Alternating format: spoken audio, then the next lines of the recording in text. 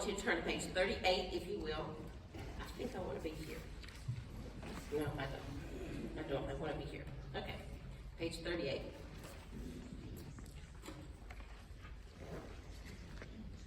We are going to start with Genesis 28. So we know that to get us all on the same place, we know that we have Jacob. He is running from his brother who he has deceived. He has deceived Esau more than once. He's tricked him. He's cheated him. And now he has this blessing. His mother and father have just said, you know what? You do need to leave here and go back, because the Lord had, based on what the Lord had promised. The Lord had promised Abraham. He had appeared to him and said, I am El Shaddai. And that is really important for today, because he's saying, I am the all-sufficient one. What I say will be. And I am giving you land, and I'm going to give you I'm going to give you descendants. And you see that it's like, well, the women can't have children, and the land is not theirs. And so this blessing is being passed down.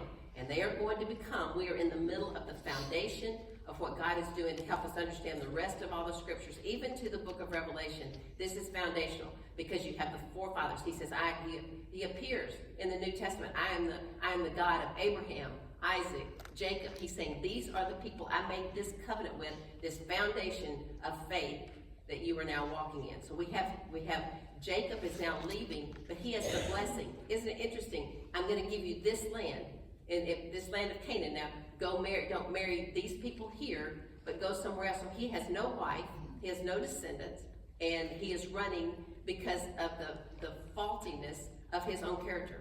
That as he was born, this heel grabber, this one who is a planter, trickery is within his tool set, if you will. Okay, so 28:1, Isaac called for Jacob, blessed him, and said, you must not marry any of these Canaanite women. Instead, go to the house of your grandfather Bethuel, marry your uncle Laban's daughter. Okay, so Jacob's mother has a brother, and he's saying, go there to that family. Go to that family, and that's where they went. May God Almighty bless you. And this is El Shaddai. He's saying, he's referencing this promise of God, from God to Abraham. Our grandfather, this is the man, this is Abraham. El Shaddai appeared to him and said this is going to happen. It doesn't look like it in your life, but go here, because El Shaddai will be with you. Do you see it? He's connecting this to the almighty power of God. May God Almighty bless you and give you many children, and may your descendants multiply and become many nations. Directly the covenant that he gave Abraham. He is very aware, in you these things will be fulfilled, because God has chosen you with all the weaknesses that you have. That God is greater than those things, and he has promised it, and he will do it. That, as Julie prayed, Lord, the promises that you give, they are yes and amen. They are going to happen, and they will happen. And it is not based on good people, because the scriptures go over and over and over. There are none that are righteous. It is only the faithfulness of God that accomplishes this. Verse 4, may God pass on to you and your descendants the blessings he promised to Abraham. May you own this land where you are now living as a foreigner, for God gave this land to Abraham.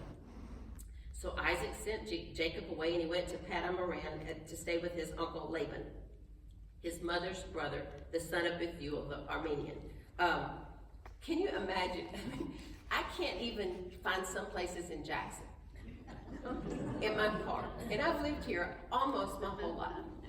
Someone asked me one time, was my family particularly rich growing up? And I said, no. Why would you think that? And they said, I just wondered if maybe you had a driver. It's not very nice, but that's what they said to me. I cannot imagine taking off and saying, okay, I'm going to go to this place. Just wonder, where in the world would I have landed? And yet he knows this place he's going, and he is going to walk this place. It is so far away, 500 miles away. Esau knew that his father Isaac had blessed Jacob and sent him there to find a wife. So he had warned Jacob, you must not marry a Canaanite woman. He also knew that Jacob had obeyed his parents and gone to Paddan Aram. This is Esau, the one who had been tricked. It was now very clear to Esau that his father did not like the local Canaanite women. So Esau visited his uncle Ishmael. You remember, this is going to be Hagar's child. He went to Ishmael's family and married one of the Ishmael's daughters, in addition to the wives he already had. His new wife's name was Mahlah, and she was the sister of these people that I can't say their names. Okay, so but we see again that Esau still does not understand this covenant God. That he's the story he has not, he's still trying to please. I know you don't want me to marry this person, so I'll go here. It's like, no, that still wasn't that truth. And we want to, as Linda was showing, it's like we can be all around it, but when we know for ourselves what the Word of God says, it changes things. It's where it holds us in adversity, and he doesn't have that. Okay, meanwhile, Jacob left Beersheba and traveled toward Haran. At sundown, he arrived at a good place to set up camp and stopped there for the night. So he's on his way. It's time to sleep. He's on his way. He's in between all these things. And you find yourselves all the time, I know this because I am just like you, we're in between those things. We're in between the promises of God and seeing the fulfillment of them. We're in between of knowing he says he's faithful, but we haven't seen the faithfulness in that particular thing that that has captured our attention. And so we live in the in-between, actually, because we are in the middle of a story that is ongoing. And so he says here, Jacob found a stone to rest his head against. Okay, so he's got this stone, and he lays down to sleep. He puts his head on it. As he slept, he dreamed of a stairway that reached from the earth up to heaven. And he saw the angels of God going up and down the stairway. At the top of the stairway stood the Lord, and he said, I am the Lord, the God of your grandfather Abraham, and the God of your father Isaac. Okay, once again, referencing covenant, right? I am the one that spoke to Abraham that said these things, your father Isaac, and now you Jacob. I'm the God of your father Isaac. The ground you are lying on belongs to you. I am giving it to you and your descendants. It became real to him now, right? Because the Lord is speaking this to him, not just the faith of a father, not just in this case, okay? And so, and it goes right along with what Linda was saying. She was all around the faith of this father, but it wasn't until she was in her 40s that it became, not that she didn't have faith before, but she got into the Word for herself. And then it became so real that it became something that she knew that God was speaking to her. And that's a very, very important part. Your descendants will be as numerous as the dust of the earth. This is not unfamiliar to him, but it's God saying it. It is the assurance that God is with him when he is in between and he's not depending on anyone else. This is just who we are in the night with our head on a pillar of stone. Okay, he says they will spread out in all directions, speaking of his descendants, to the west, to the east, to the north, and to the south. And all the families of the earth will be blessed through you and your descendants. That's exactly what he said to Abraham. Through you. It's going to be through your lineage. You are the one, not your brother, but you. You know, Jacob must have wondered, yeah, but I did trick him into this. I wonder if it works, right? I mean, I didn't really, it wasn't mine, really, but it was. But you know that those things had to go in his questioning just like they do in ours. It's like, is my sinfulness going to keep the promises of God from becoming the reality? And God is saying over and over how sovereign he is. And if he says these things, he will do these things. And that we need to take ourselves out of the equation and serve him because he is Lord, because he is Almighty God. Okay, and so verse 15, what's more, I am with you. Oh, doesn't he tell us that all the time? What's more, not only am I going to do what I said, I'm with you. I'm with you right here in the middle of nowhere, the place you've never been before. I am here with you, and I will protect you wherever you go. One day I will bring you back to this land. This is a very important thing that he has heard, because we're going to see that he's going to err. He's going to really struggle with, is the Lord going to be with me when I go back? But he's saying to him, you will come back. He says, one day I will bring you back to the land. I will not leave you until I have finished giving you everything I have promised you. When Jacob awoke from his sleep and he said, surely the Lord is in this place. It's like, this is where the Lord is, the place. It's so interesting to me, and God will use this place, but it's also interesting what the real thing is. The Lord is with me wherever I go. Not just he's in this one, like we have to come to this spot to find the Lord. No, he's with us wherever we go. And he says the Lord is in this place, and I wasn't even aware of it. But he was also afraid and said, what an awesome place this is. It is none other than the house of God, the very gateway to heaven. I have found the gateway to heaven. This is the spot where he comes to earth. You see how he's missing that? Instead of, the Lord has come to me. He is saying, no, this is the spot. And it is a holy place because God has been there. The next morning, Jacob got up early and he took the stone he had rested his head upon against, and he set it upright, a memorial pillar. This is not an altar. This is just a memorial of what has happened there. Then he poured olive oil on it, and he named that place Bethel, which is called House of God. That's why you have that as the name of churches a lot of times, the House of God. Because he's like, this is the place, this is his house. We're going to put stones here because this is his house. This is the stairway. This is the portal, if you will, to heaven. It was previously called another name, Luz. You can see that that he is marking this occasion, and there's nothing wrong with that. He is marking throughout the scriptures, things would happen that would be so big and would be so meaningful that they would stack stones. They would remember those things. In fact, there's several cases where they would say stack the stones so that when the children pass by, they would say, why are those stones stacked? And then you will say it's because of the faithfulness of God. It's something that causes your attention to say, what is that? And that we can stack those stones in our lives, if not the real stones, to be able to go back to places and say, this was a time when you did this for me. This is a place where you did this. It's not that the place was to be exalted, but certainly it can be celebrated.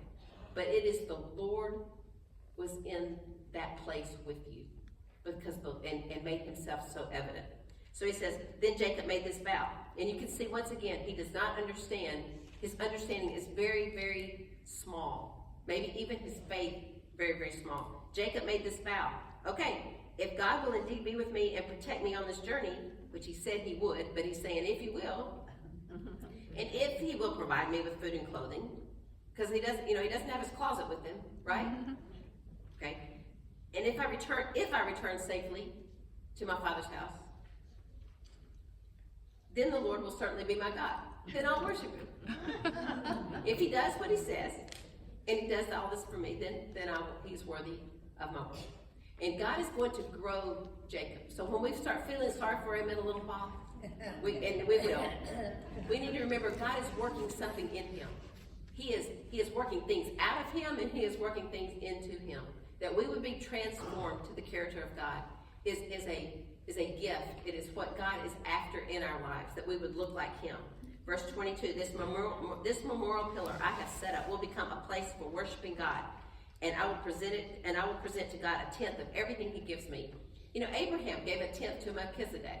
There's something in there. It's like I'm going to give 10% of everything I have to this God, because he's so worthy. And it wasn't required of him. It's just something that he wanted to do. So Jacob hurried on, finally arriving in the land of the east. He saw a well in the distance, and we almost like, yeah, that's where it's all going to happen. There at the well, he went in the distance, and 3 flocks of sheep came and goats and lay in an open field beside it, waiting to be watered. But a heavy stone covered the mouth of the well. It was a custom there to wait for all the flocks to arrive before removing the stone and watering the animals. Afterward, the stone would be placed back over the mouth of the well. Jacob went over to the shepherds and asked, "Where are you from, my friends?" "We are from Haran," they answered, and that's where he's going. "Do you know a man named Laban, the grandson of Nahor?" Nahor was Abraham's brother. He asked. "Yes, we do," they replied. "Is he doing well?" Because the answer could be no, he died several years ago, right? I mean, could be. He doesn't know that. And he's like, is he alive? And he says, yes, he is. He's well.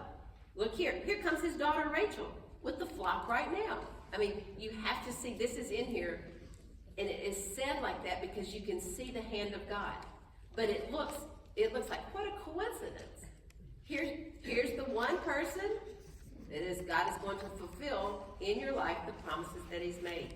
Look, here comes his daughter Rachel within the flock now. Jacob said, look, it's still broad daylight.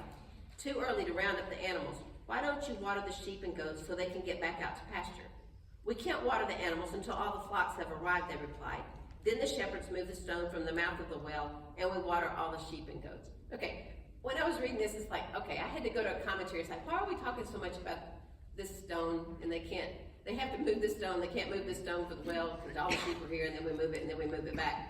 And what this is saying is that this stone was a very, very heavy thing, is the best I could come up with. It's very heavy, and this is the way they do it. They wait till everybody's there, so they only have to do it once.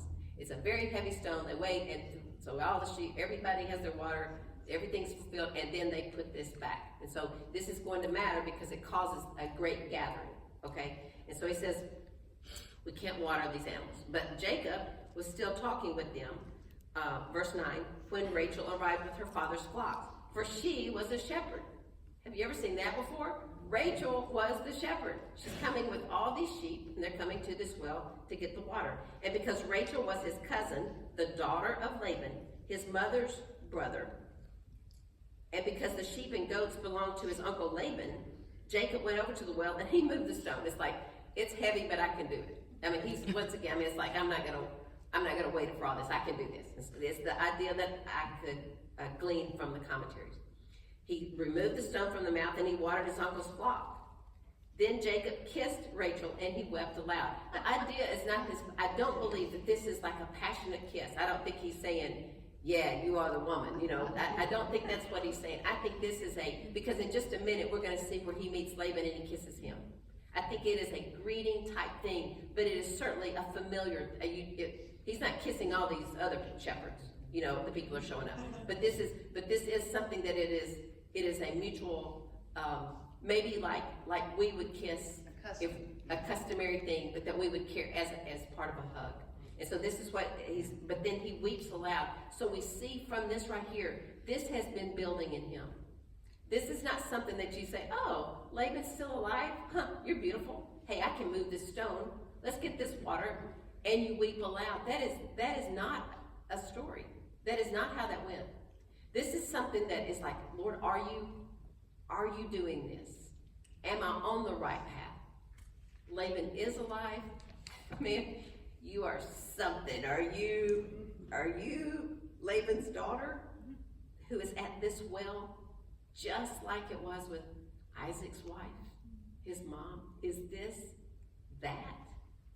And he sees him, he sees her, the shepherd in the land where he was to go, and he recognizes who she is. And I believe it's much more than that. I believe he recognizes God. You are faithful. And he weeps out loud. I can't say that's exactly why he's weeping, but something is causing great emotion in him. And he doesn't know the rest of the story yet, but there's something that is evoking in him that this has been a long journey, and this is a place of a good thing that I've come here. He wept aloud. Verse 12, he explained to Rachel that he was her cousin on her father's side, the son of her aunt Rebekah. So Rachel ran quickly and told her father, Laban. So she's going to say, Dad, you won't believe this. This is Jacob, and that Laban and Laban and Rebekah. That would be his mother's brother. Okay, so he's saying this is your sister's son. And so as soon as Laban heard the news that his nephew Jacob had arrived, he ran out to meet him. He embraced and kissed him and brought him home. When Jacob had told him his story, Laban exclaimed, you really are my own flesh and blood. Don't you want to know his version of that story? And then my father blessed me, and then I came, or did he tell him, and then I tricked him, and then I tricked him again? You just wonder how that story went when there's no there's no Google to figure that out if he's telling the truth. I would have loved to have heard his version of the story. Verse 14, after Jacob had stayed with Laban for about a month. So he's staying there in their home, you get the idea. And he's saying, you shouldn't work for me without pay, just because we're relatives. Tell me how much your wages should be. So right now he's working just for keep, if you will. And he's saying, you shouldn't have to do this. How much do you want? And so Laban had 2 daughters. The older was named Leah. The younger was Rachel. Rachel was the one he met at the well. There was no sparkle in Leah's eyes, but Rachel had a beautiful figure and a lovely face. Wouldn't Rachel love knowing that for generations, for as long as there's time, it's like, yeah, I did. You know, so, but Rachel was a beautiful figure and a lovely face. We get the idea that with Leah, we don't know what it means. Some just say that her eyes were weak, which I want to say there's a vision problem, a serious vision problem going to happen later. It's not with Leah. But with Leah, there's something with her eyes that we don't know what that is. But all we know is that they are weak. The younger one was Rachel. So there's sparkle, if you will, in one and no sparkle in the other. And so there was, let's see, verse 17, there was no sparkle in Leah's eyes, but Rachel had a beautiful figure and a lovely face. It says Jacob was in love with Rachel. He told her father, he could be in love. This is like The Bachelor, it's been a little while. He's been there for a month, and he says he's in love with Rachel. And so he said, I'll work for you for 7 years if you give me this daughter, if you give me Rachel, your younger daughter, as my wife. And so agreed, Laban replied. That's great. You can stay here for 7 years. I've got my daughter here with me. You can work for 7 years, and you can have her. I'd rather give her to you than anyone else. Stay and work with me. So Jacob worked 7 years to pay for Rachel. But his love for her was so strong that it seemed to him but a few days. Now that's a good man, right? It's like, you're worth it, you're worth it. Finally, the time came for him to marry her. I have fulfilled my agreement. Jacob said to Laban, now give me my wife so I can sleep with her. He's getting to the root of the thing, right? He's just saying, we can talk about that for a minute. So Laban invited everyone in the neighborhood and prepared a wedding feast. But that night, when it was dark, Laban took Leah to Jacob and he slept with her. Laban had given Leah a servant, Zilpah, to be her maid. Now, what in the world just happened? He's worked for 7 years, and now somehow that I cannot even begin to explain, after this wedding and all these things have happened, and the night when it is, of course, the lights are not on, but still I'm having trouble with it, that he has slipped the wrong woman, the wrong wife. And isn't it interesting that she's the one with the weak eyes? You would think he might have noticed, something. But anyway, and then it adds to that, Laban had given Leah a servant, Zilpah, to be her maid. Why is that connected to this trickery? I mean, it's like, what is happening? But the story it's the foundation of this story. We are getting ready to see where the nation of Israel comes from. God's chosen people. This is the foundation of this, and it is trickery everywhere. It is deception. It is people who are not doing right. They are set on their own ways, and God is saying, I have said it, and I will do it. And so he's saying that what is about to be established, we're going to go ahead just so you can follow this. What is about to be established is there are going to be 4 women in this story. There's going to be Rachel, that he's loved and he's worked for these 7 years. And there's going to be Leah, that Jacob is going to be married to both of these women. And they each have a handmaid. And it was given to them on the nights of they are presented to us on the nights when they marry.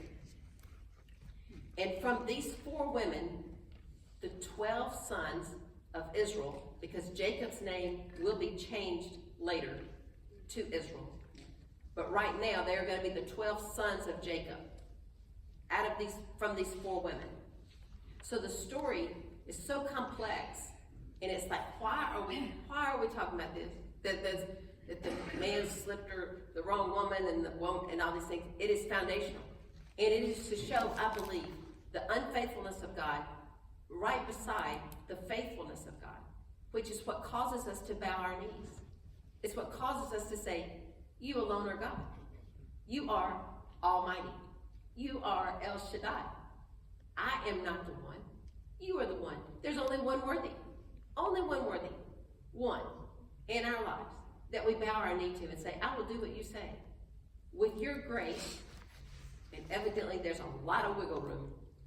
We know that for ourselves as well. There's a lot of wiggle room, and God is saying, I want a people for myself. Which is what he said at the very beginning.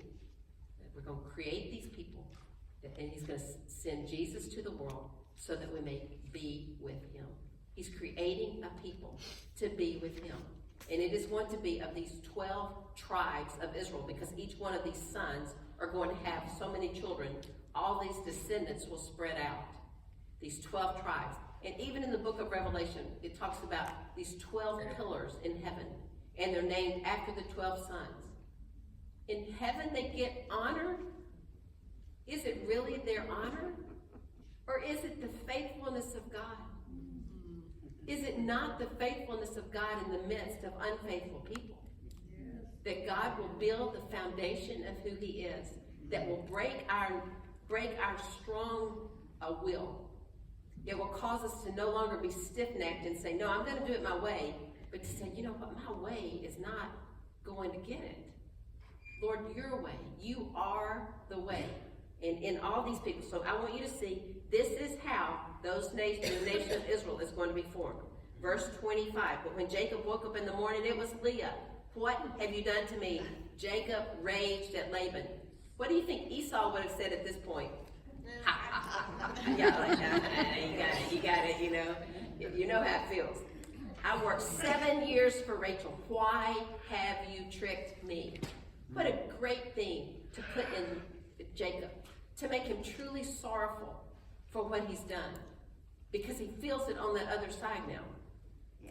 It's not our custom here to marry off a younger daughter ahead of the firstborn, Laban said. It's like, that would have been helpful information about 7 years ago, right? Laban replied, but wait until the bridal week is over, then we'll give you Rachel too.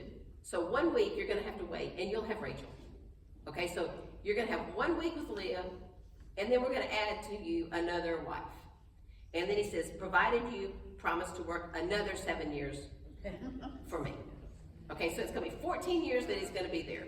And he's going to be married to these 2 wives for almost all the time. So Jacob agreed to work 7 more years. A week after Jacob had married Leah, Laban gave him Rachel too. Laban gave Rachel a servant, Bilhah, to be her maid. Do you see it? Right when he gets the wife, he also gets the handmaid.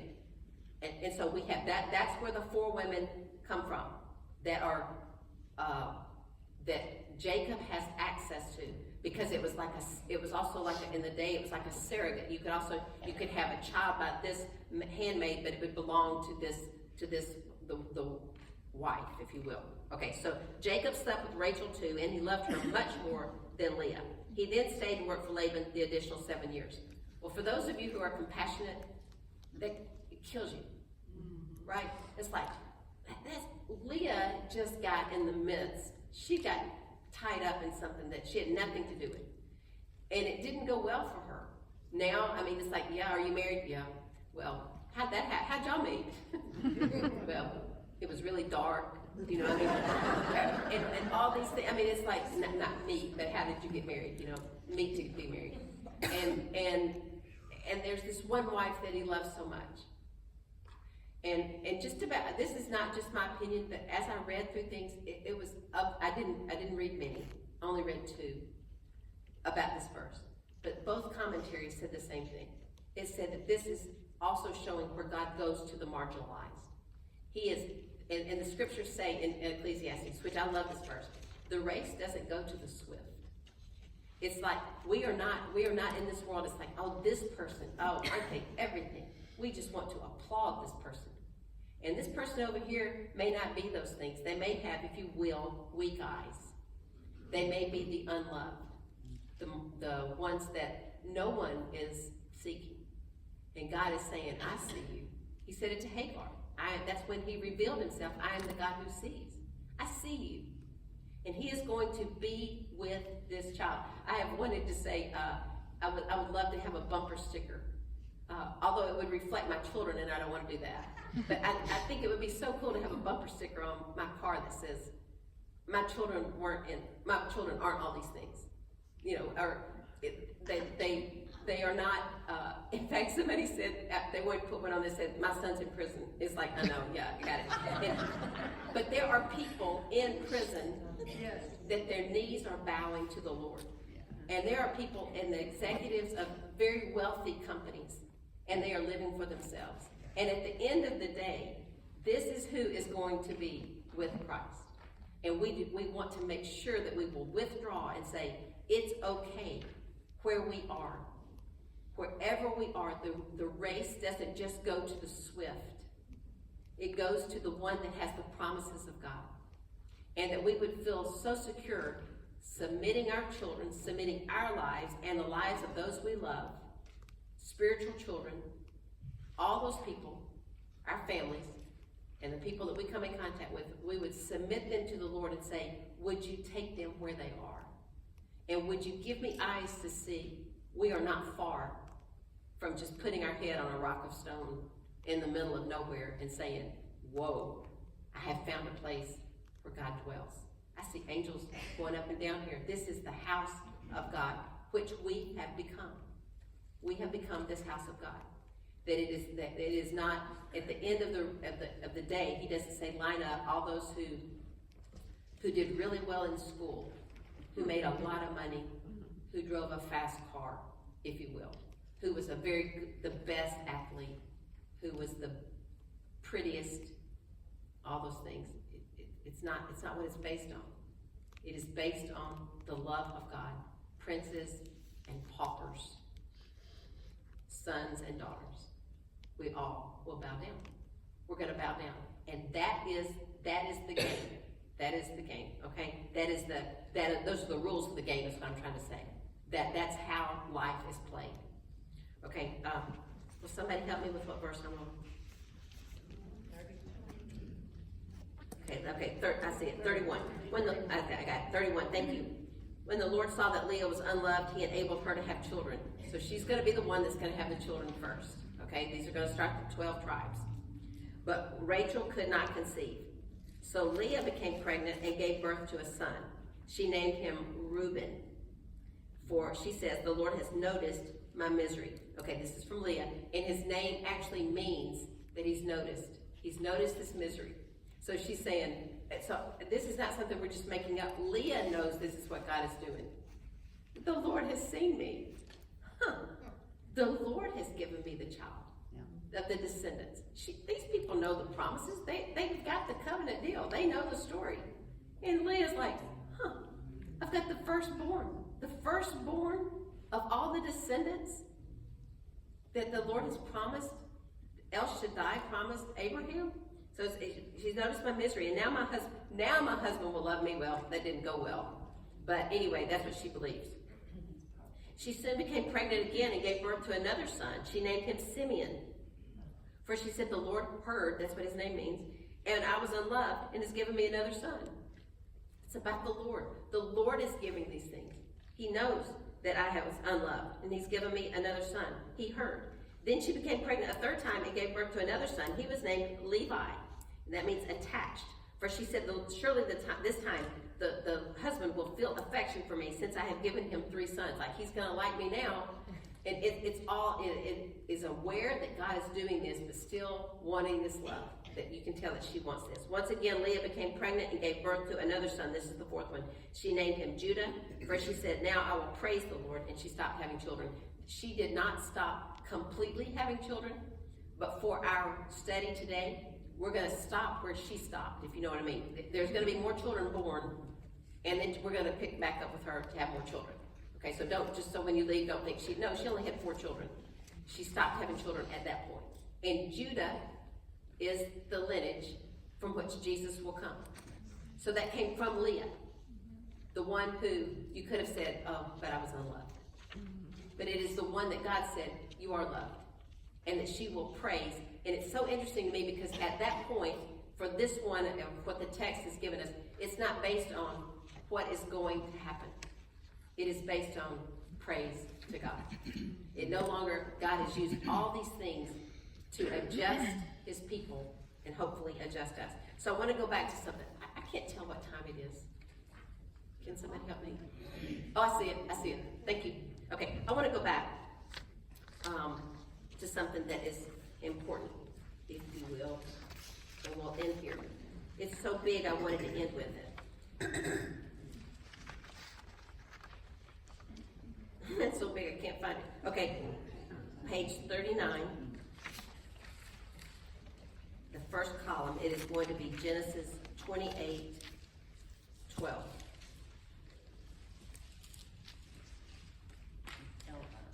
Are you with me? 28:12, Genesis 28:12.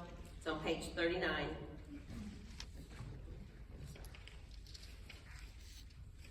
As he slept, he dreamed of a stairway that reached from the earth up to heaven. Are most of y'all with me? You found it? Okay. Up to heaven. Then he saw the angels of God going up and down the stairway.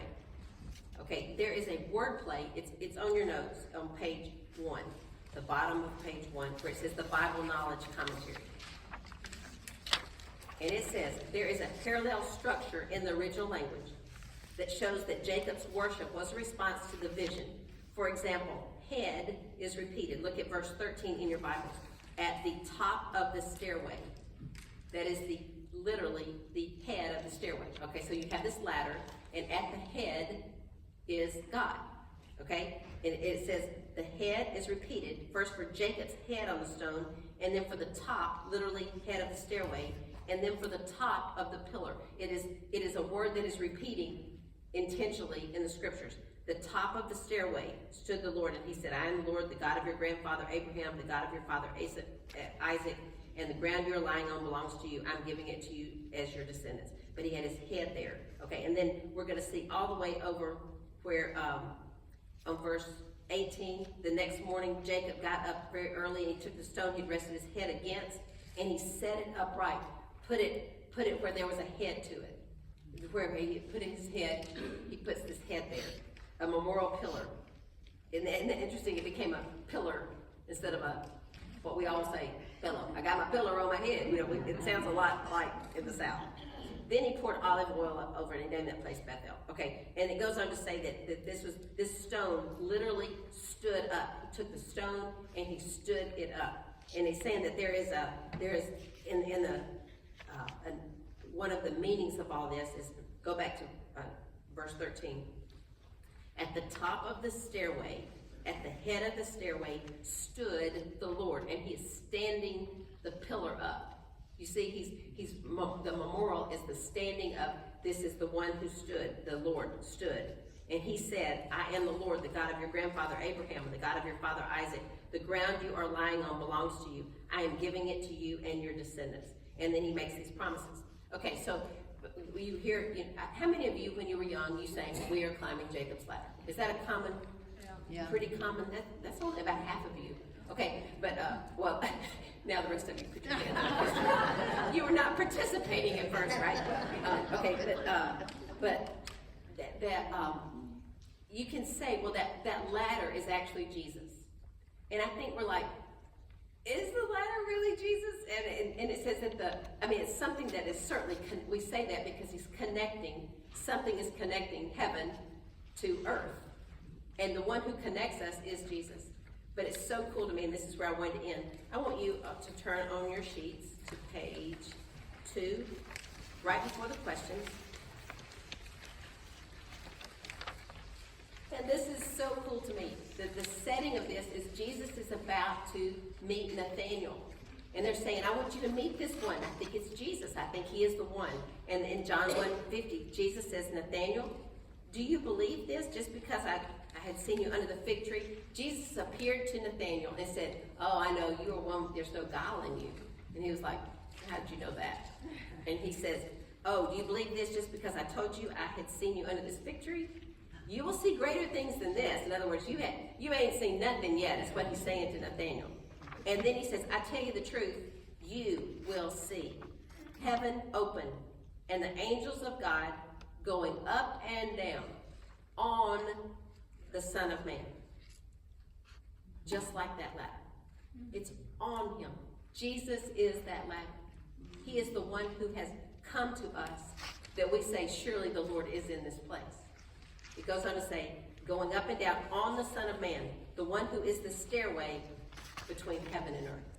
Who is the stairway between heaven and earth? It is Jesus. And Jesus himself is citing this story. This is the one, I have come to you. And that we would be able to say, Lord, you are the head. What I have made as my pillar, a place for me to rest, is actually a place where I want you to be exalted. I want these stones stacked. We're going to see in the years, I hope not, but I hope we get through Genesis before that. But we're going to see in the weeks to come where he thinks, I'm going to go back to Bethel because that's where that took place. It's like it has become a very, very special place to him. And it is special because he realizes there is a way, there is a portal, there is a stairway, if you will, for us to reach the people of, to reach God. And he has come to us. We are the only religion in the world where our Maker comes to us. All other religions is you have to do work to ascend to God. But in our religion, the Lord so loved us that he gave the Son to come to us, that there might be a stairway to heaven. So we could sing two songs now. We could either sing, and she's finding a stairway to heaven. We could sing that one. Or we could sing, we are climbing Jacob's ladder. And that's the one we're going to do. If I've got the music people coming right under the